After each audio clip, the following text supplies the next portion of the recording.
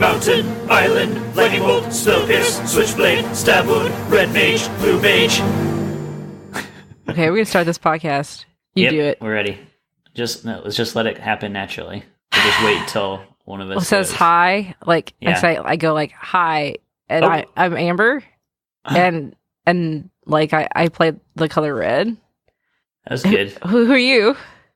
It doesn't matter who we are. What? This is supposed to be the opening.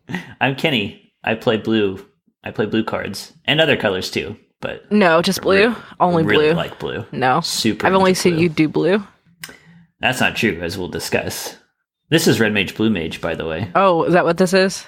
Mm-hmm. Is that podcast? It's a Magic the Gathering podcast. Shit. Where we gather up topics and then we make magic out of them. Wow. Ooh, that could be our trademark. Yuck, I don't like it. That was disgusting. That's pretty sick, actually. Gross. Now that I think about Can we talk about stuff on the podcast now? Because I'm sick of this opening as well. Sure, what do you want to talk about? Let's talk about Magic we've played recently. Okay.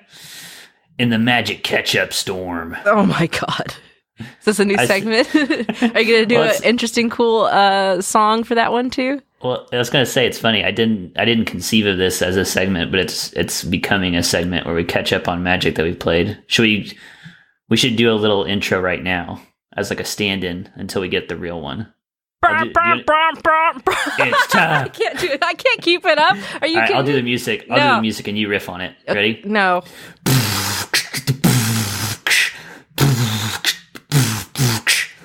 I can't do this, Kenny. You're on. No! I can't perform under pressure. We're playing Magic. That's it. Okay, great. We're playing Magic. That's perfect. Okay, so yes, we played Magic. And not just we played Magic. You and I played Holy Magic. shit. Maybe the second time ever. Third time. Yeah, third time, I think. Yes. Played Magic. Yeah, I think that's right. Right. And what kind of Magic was it? The one where I lose all the time. Could you be more specific? Oh, cube draft. Fuck off. Yeah, it was a cube draft with my cube. It was 3 people. It was you. It was me. Yep. It was my brother, Matt. Yep. God bless. Yeah, I thought we could talk about the decks that we wound up drafting. Do you want to start with your revolutionary deck? What do you mean revolutionary? It's not really that surprising, honestly. No, that was a joke. Oh, I don't pick up on things easily. It has to be really in my face and obvious. Yeah. So, what did I make? I can't remember. It was, well, I know that you have a Krenko in there. And so I was like, if I see this motherfucker, I'm going to grab his crazy ass. Which I did within I think it was in the second pack or the third pack. I can't remember which pack it was in. It was early on. Yes. Do you remember the first card that you picked? Fuck no. Are you kidding me? I can't remember what I ate for breakfast. Well, I have not reshuffled the cube, so I'm looking at your cards right now. Oh, gross. That you had. That's nasty. I feel violated. Don't look at my cards. Ooh, that's an interesting choice. Look, okay, so if there's anything that's green in there, that was not a choice. No. That was a mistake. Yeah, I've got that out. That's in the sideboard. But yeah, you have Krenko Mob Boss. Hell yeah. 2 red for a legendary Goblin Warrior. He's a 3/3. He's a pretty beefy boy for a Goblin. And more importantly, tap. Yes. Put X 1/1 red Goblin creatures on the battlefield, where X is the number of goblins you control. So the more goblins you have, the more goblins you have. My goblin cup runneth over. It really did, too. It did. It was great. There were a lot of goblins on the battlefield. That's true. We tested the limit of the tokens that I have to accompany my cube. But you had that. You also had Goblin Rabble Master. Oh, yeah, he's great, too. Where he just makes one every combat phase. At the beginning of the combat phase, he makes one red with haste. Mm-hmm. But he also makes all the other goblins attack as well. So it's like... They have to, yeah. Because he's the Rabble Master. Yeah. Rabble. And he also gets +1/+0 until end of turn for each other attacking goblin. Yeah, which is disgusting. Which is a lot in this deck. Mm-hmm. What other notable cards did you have? I had Glorious Anthem. Yep. And I think that's about it. Hordling Outburst. Oh, yeah, that was important to have. Making more tokens. Just make 3 goblins. The sorcery. So you can crank up the Cranko. Hell yeah. You have, actually, looking at it, you have one of the best mono red cards in the cube, which is this Shrine of Burning Rage. Okay, I can't remember what it was. So it's an artifact, costs 2 colorless. At the beginning of your upkeep, or when you cast a red spell, you get a charge counter on it. Right. And then you pay 3 and sacrifice it, and it deals damage equal to the charge counters. Right, and I unfortunately never got that in play. No one saw that. Nope. That is unfortunate. Yeah, I'm only seeing it now looking through your cards. Yep. Because the whole you get this out on turn 2, yep. It just slowly cranks up over the game. Hell and eventually you burn somebody for 8 damage. Just torch them out. Yep. I think I also had the Transforming Chandra card in there too, which was good, which actually came into play when I played against Matt. It was important. You did manage to flip it. Yes. And kill. Yes. So that was your deck. Yep. Matt's deck, we should cover that too. Yeah. Matt is becoming my little blue disciple. Ugh, gross. I'm glad I destroyed him. Yeah, you did. He's been drafting with me for a little while now, and he almost always drafts blue-black exclusively. Wow. And he's really enjoying it. He likes kill spells a lot, which, can't blame anybody for that. Yeah, I can. Removal is nice. Matt, his deck, he sort of accidentally assembled a combo that I never even really thought about in the cube. Oh, yeah. I didn't have to deal with it much. I think it was you. No, did I have to deal with it? You did. Yeah. You did one time at least. Oh. So he landed Gilded Lotus, artifact, 5 colorless mana. It taps to add 3 mana of any color. Mm-hmm. Big mana ramp. Voltaic Key, which is an artifact that you pay 1 and tap it and untap another artifact. Mm-hmm. So between those two already, that's 10 mana that you can pump out.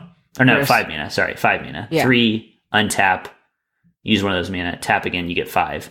And the reason I'm saying 10 is because he also landed the Planeswalker Tezzeret the Seeker, which has as one of its abilities, untap an artifact.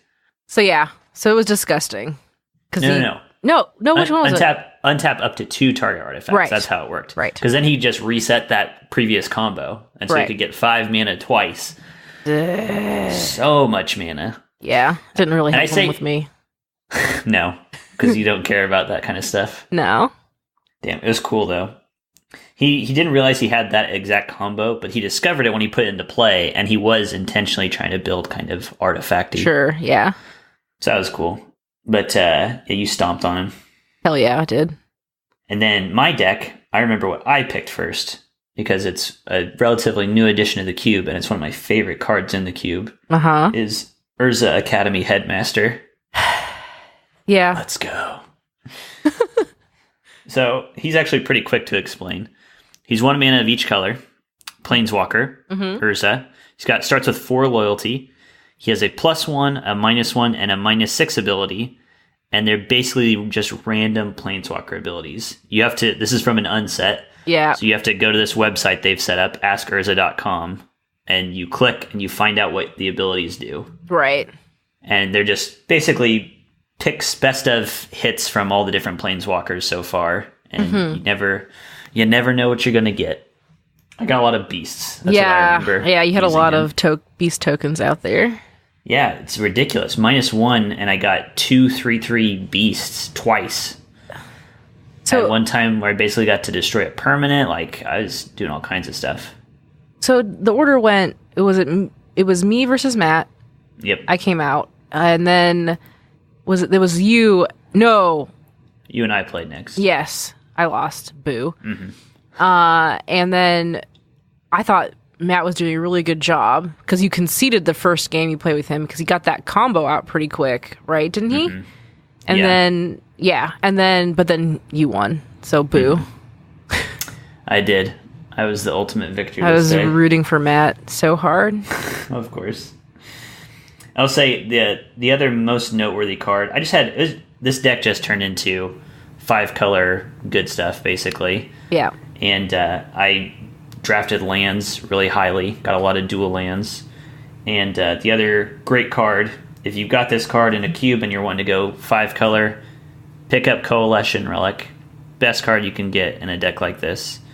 It's 3 mana for an artifact, taps to add a mana of any color, and it's got some extra text, which basically you can finagle it so that you can get 2 mana in 1 turn out of it, of any colors that you want, and that's super useful. Ramps you, fixes you, gets you to the plays that you want to get to. It was a lot of fun. It was fun. I remember when we were doing the draft, I couldn't figure out who was drafting what. I know. Because it was just like things would come back to me. I'm like, wait, this doesn't make any goddamn sense. I don't know. Wait, who's taking what?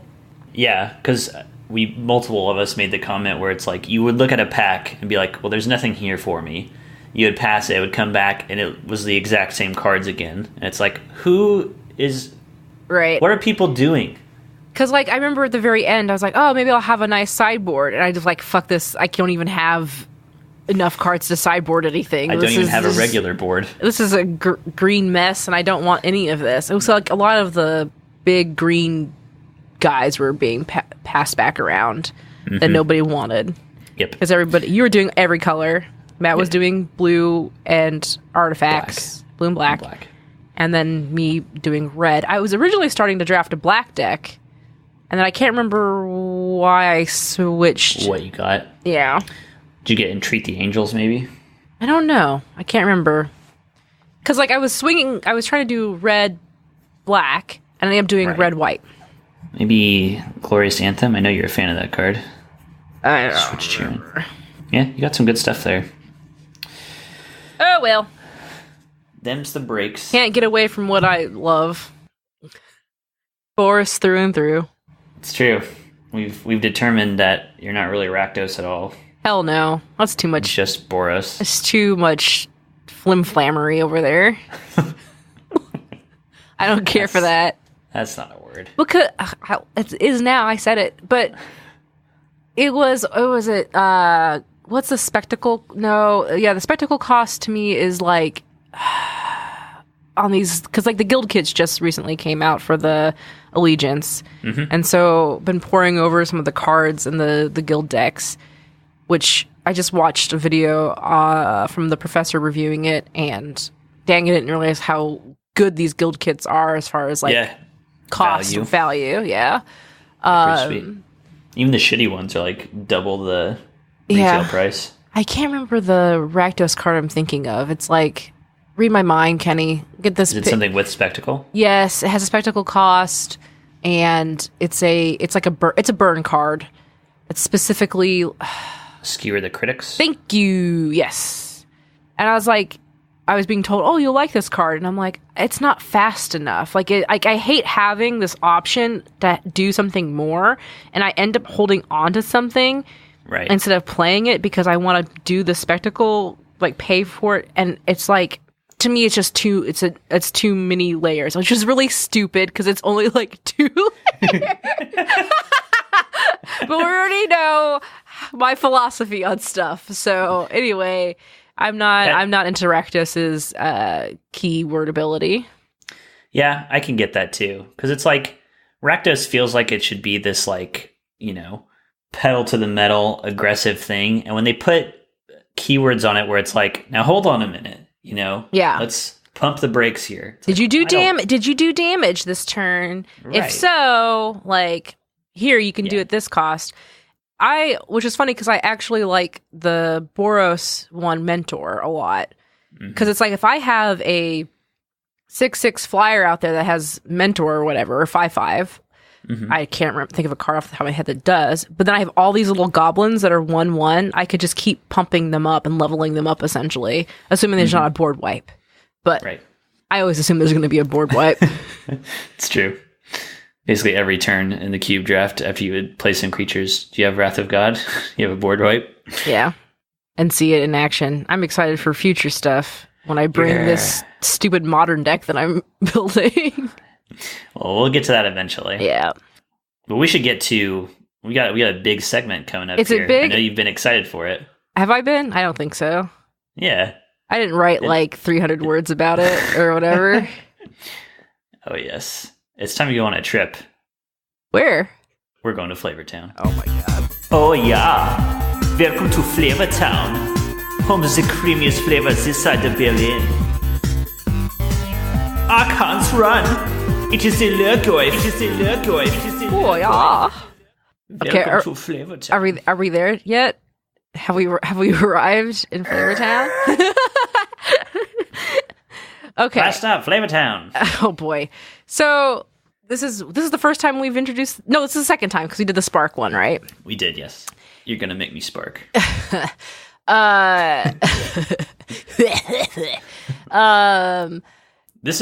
time it's you. It is on me. You were jazzed for this. I was, because it kind of tied into a previous episode where we talked about like what cards represent us. And I really chose a really, really dumb one because I love really, really dumb things.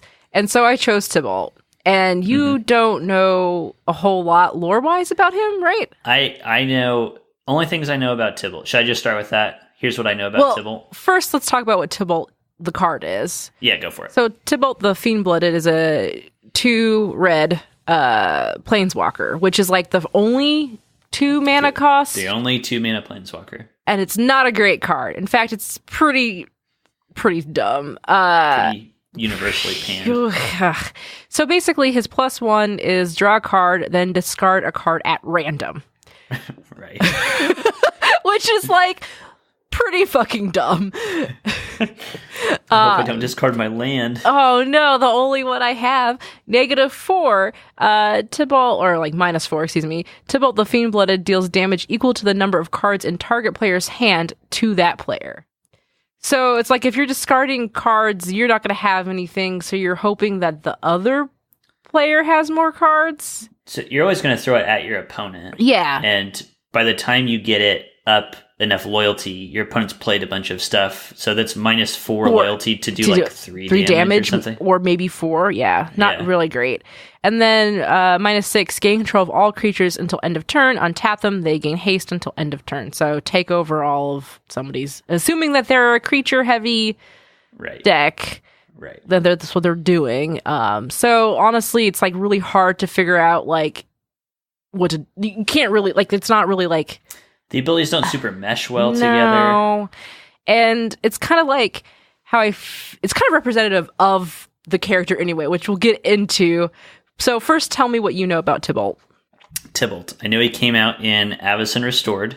Okay. So this was back in the first Innistrad block.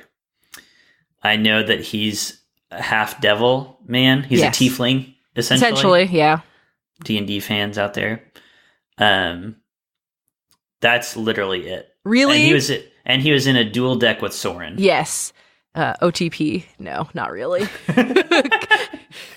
Okay, so I basically read the lore about him, and I just kind of just wrote it in my own words, because why I say his card mechanics are like invoking the spirit of this character, it just is, it's just a mess. Like, I don't want to offend anybody. Like, I hope nobody who ever wrote any of this lore stuff hears this, probably never, but like, it's like bad fan fiction. Like, somebody's like self-insert character that they like wanted to be really dark and edgy, but it just comes off like. So he is like any tiefling backstory, essentially. Yes. So okay. So Tibalt, who he's from Innistrad, so that's the plane he's native, and like was born on some province called like Nephalia or something. I don't fucking know. Like I don't know what that is. And I guess he like really sucked at being an apprentice to a necromancer. Like he couldn't like sew limbs together. Like he's like the necromancer's like, here, Tibalt, take this limb and sew it to this other limb, this leg arm creature we're making. And Tibalt just like couldn't hold the needle or something. So he's really, really bad at doing that. He's a bad seamstress. He can't sew and really doesn't know how to put things back together. So in a very crybaby-like fashion, he decided to rage quit. I can't do this! And he lived off in a stinky little hole of hate. Basically, he isolated himself and just like a hellhole of his own. No, I'm making up the hellhole. I don't know where he went. He just lived in isolation. I'm guessing he like got a penthouse or something, or I don't know where he got his money from. But whatever. I don't know how. He's out on his own, crying and being all sad about himself. Okay. And so he sat there in his little stinkhole, crying and festering and blubbering about not being good at anything. And so he decided to take his pain out on the living. Like all shitty, emotionally immature, inept beings do. I don't feel good, and I don't want anybody else to feel good. Everyone will feel my pain. Exactly. Oh, so deliciously bad. So he took what he had kind of like learned, like whatever sunk into his thick skull, through his thick skull, and whatever he absorbed from, I can't remember what the necromancer's name is. It's kind of whatever, it doesn't matter. It wasn't Giralf, was it? I don't fucking know. Who cares? Anyway.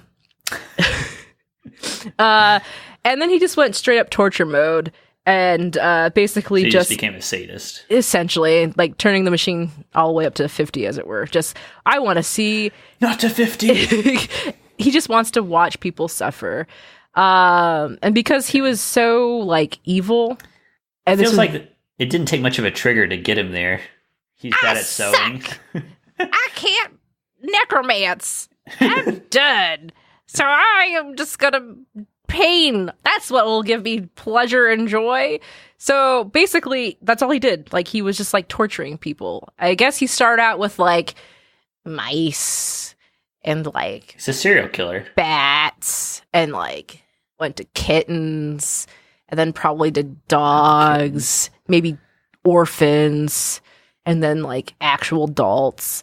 I thought you were saying then actual people after orphans. Yes. I should have. Damn it. Cut that in there. And so, I guess, as he's, like, progressing into, like, serial killer territory, shitty Jack the Ripper, he, like, I don't know, this aura of evil about him attracted devils. And they, like, started, like, gathering around his little, like, garbage hole. And we're like, oh my god, dude, this guy's fucked up for a whiny baby. And so they gave him pain knowledge. What? I don't know. Whatever. Is that a quote? No, I like to make it sound like it's great. Like, that's the thing. But, like, they were just, like, imparting, like, I don't know. Like how to inflict pain? Yeah, like, I'm just assuming they whispered into his ear things like, yeah, turn that knob this way and flay that bit of skin and, like, oh, show a picture, burn a picture of their mother or something. I don't know. Like, it's very vague. It's really like... Flick his ball sack. Wow, Kenny. Wow. So anyway, Tibalt, being all, like, dark and hopped up on pain juice... He didn't really do a good job for breezing his dirty laundry, and so pretty soon a SWAT team of holy dudes like busted into his lab and yelled, "Hey! You do terrible things and are under arrest!" Okay. So he's like confronted. And then instead of like running away and going into a different hole, he, and this time I do quote, invoked a potent and hateful spell built from the devil's utterances and his own grim discoveries. And this is when he sparked, because he became, one, devil-infused, which you were like, he's like a tiefling, which I guess is not a pleasant experience. And two... Like he'd be into it. Maybe. I mean, he is like, I don't know. I love pain. Yeah, I'm into pain. But so, he apparently doesn't love pain that much, because what actually made him really spark is that he experienced all the suffering he inflicted upon others, and then he just got... he pooped out of existence. Sparked away. Yeah. And that's really all. Where'd he go? Fuck if I know. So we don't know where he planeswalked to? I couldn't find it, but I do know that they say that he likes to go back to Innistrad, and that's where he met Sorin, I guess. And I looked to find, like, what the story was between Sorin and Tibalt. I couldn't really find anything. And there might not be one, because sometimes they did those dual decks, and it's just like, we just want to put two planeswalkers in a They package. both look like angsty hot vampire devil dudes that wear like True. Victorian era clothing. It's true. So obviously they're enemies. Or like there's a rivalry or they're gonna make out. I don't know. Either one of them. Really cool. He does. And like you said, the first artist rendering of him was by Peter, I can't pronounce his last name. Morbacher. Okay, there you go. The guy who does like the Angelarium series. Mm-hmm. Really good. Sorry. So this is just a funny story to me, and it leaves so many open questions. And I love this whiny baby. There was an article I saw on Cool Stuff Inc. It's called "Everyone Hates Tibalt" by MJ Scott, and there's a line in it that cracked me up where they're like equating him to lots of different things. He's the box of chocolates, Hallmark card, and diamond heart pennant that still did not get you laid. He's the entire college experience. He's a liter of diet soda, a fifth of Fireball. It's basically a low-proof liquor, guys. Read the alcohol content on the label. And a bottle of your dad's Aqua Velva mixed together at a high school hot tub party. He sucks.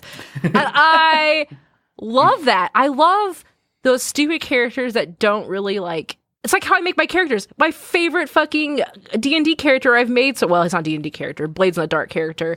is Vez, this goblin who has a gambling addiction and wants to learn blood magic. It's Tibalt! It is.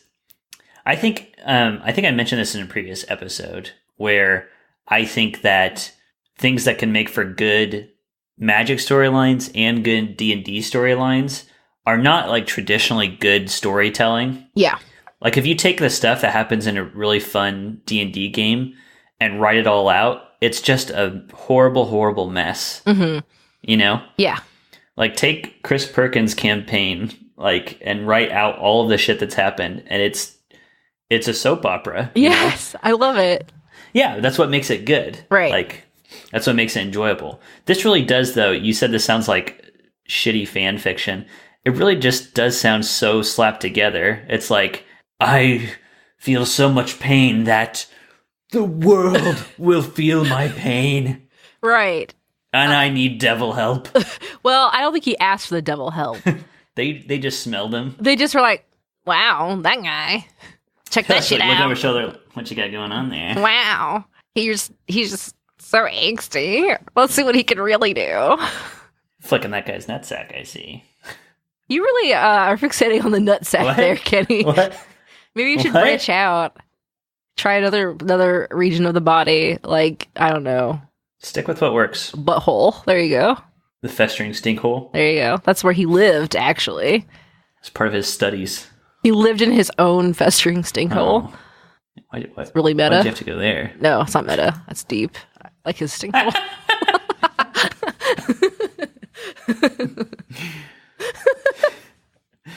So that's Tibalt. That's what you wanted to share about Tibalt? Yes, I just he's stupid. It's interesting. Like the flavor aside, he was interesting in that I remember when he was first printed, people were super nervous about a 2-mana planeswalker because it had never been done. It still hasn't been done since. People were so nervous about its power level because it could just so easily, and they printed it and people were trying to predict, is this going to be insane? We really didn't know. And then literally unplayable. When so many decks are based off of like needing the right cards at the right time and blah, blah, blah, what do you do with a fucker whose +1 is discard at random? Like I personally would probably just build a deck around it just to see what happens because I like randomness, and that's part of why I like Magic is even though you do build a deck that you want to go a certain way, every hand is going to be different, every game is going to go differently typically. And then you have to deal with what you get. Yes, and so it'd be interesting to see. I would just like to see. I have not played with him, so it'd be interesting just to see how that would happen. And I think it would be just fun. I think it'd just be a fun, silly, like, just put him in a commander deck, I guess. Yeah. Just see what happens. Embrace the chaos. So Tibalt's actual card mechanics is like what I said earlier. Pretty. It kind of meshes really well with what he is, but he's a mess. So you get a mess of a card. So it doesn't work 100% great. No, but it does have his spirit definitely in it, where it's all like, I hate everything. Discard a card. And then, what was his negative 4? He deals damage to a player equal to their cards in hand. I don't like what you got. Take that. Take that. It's not much of anything. And then, like, his ultimate is like, I just take what you got, I guess. That one makes the least sense with his his story. He doesn't do anything about taking control of things. Okay, let's redesign Tibalt. Oh my. What a project we're undertaking. You ready? Does he have to be 2 mana? It's kind of part of his identity now. Let's just pretend like there's no mana right now. Like, let's not assign a mana cost to him. What abilities make sense for him? What abilities make sense? I don't like the whole, like, draw a card, then discard a card at random. That's, like, too self-inflicting. He's supposed to be inflicting pain on others. So it's not like you hear about, like, oh, he's, like, you know, inflicting pain on himself. Mm-hmm. It's all about the torture of others. So it's almost like, would you want to make other people draw a card, then discard a card at random?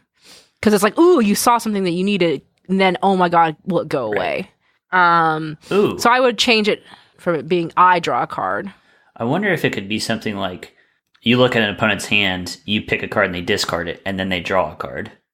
That's true. That way, it's not giving you card advantage, but you're taking stuff out of their hand. Yes. Yeah, that would be good. He needs to deal damage with something. Right. I think that's what sucks, is like he doesn't really have that strong ability. Like, if I was going to make him like they're devil cards, so it's like, why isn't there some sort of like what you see with like vampires or other things that you giving control of other creatures, like something to do with the devil aspect of it. I think there's that makes sense. Like, for each devil you control, you get whatever. I think you could also I forget what the name of this mechanic is, but devils tend to have a mechanic where you give your opponent a tough choice, where it's like like risk factor. So you have to choose between, I'm just throwing stuff out there, discarding a card or taking a certain amount of damage. It's like a devil's bargain kind of thing. Yes. So that should be a thing too. That would be really good, I think. And as for his ultimate, it's like, it has to be, I think it would have to be a damage, wouldn't it? He's a torturer. Yeah. So burn something. I think it should be like, you have to get to a ridiculous high number, but once you do, he just like deals 10 damage. Like some of Chandra's ultimates, yeah. I definitely like the Devil's Bargain one. There's a card I really like called Risk Factor. That's like, target player can choose to take 4 damage or discard something, like discard some cards. Or there are cards like, I think it might have been in Avacyn Restored, there's a card called Vexing Devil. It was in the original in a shot block, but it's like a 1 mana 4/3, just some ridiculously big creature for cheap. But your opponent can choose to just take 4 damage and then it kills the creature. So do you want your opponent to have this creature, or do you want to take damage?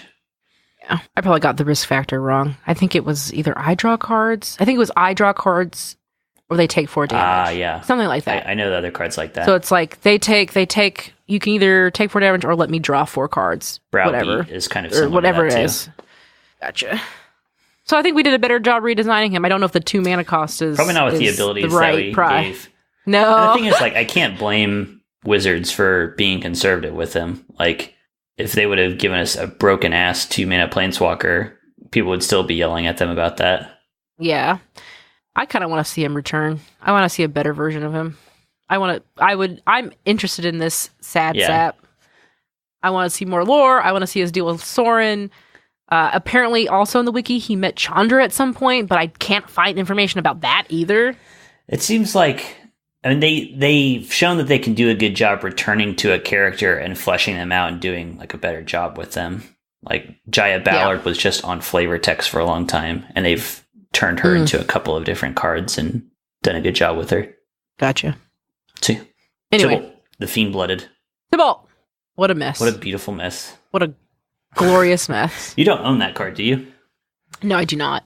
He's like he's surprisingly like still like $2 or something. Well, the fact that he got printed in a dual deck as well puts his cost even further down in the toilet hole, the festering toilet hole. I'm surprised it's not less than $2, but I guess that's pretty typical for a planeswalker, I guess. Mythics and planeswalkers have a reasonable baseline. Yeah. Well, all right. Is that going to do it? I don't plan on buying him. I don't plan on buying him though. Can't really do much with him yet. Maybe if it's a joke. Your favorite character in Magic? I'll never buy that card.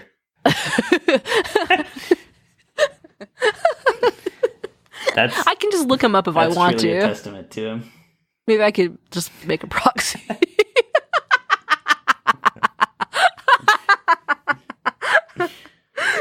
Yes, that's all I have to say on this matter. Well, in that case, that'll do it for us. That's end of turn. I'll be representing Counterspell. Oh yeah, I've got the bolt. Woo! We did it. I did it. Are you so happy? Out. Wait, but where can they find us, Kenny? God damn it. We were free and clear. Just edit it back in. Yeah, I won't do that. You can email us at redmagebluemage@geekspective.com. We're at redbluemtg on Twitter. I'm at Wolfmere. And I'm at Rocket Orca. Yeah. All right, Counterspell, Bolt. Bada bing, bada boom. See you later. Boom. We're out.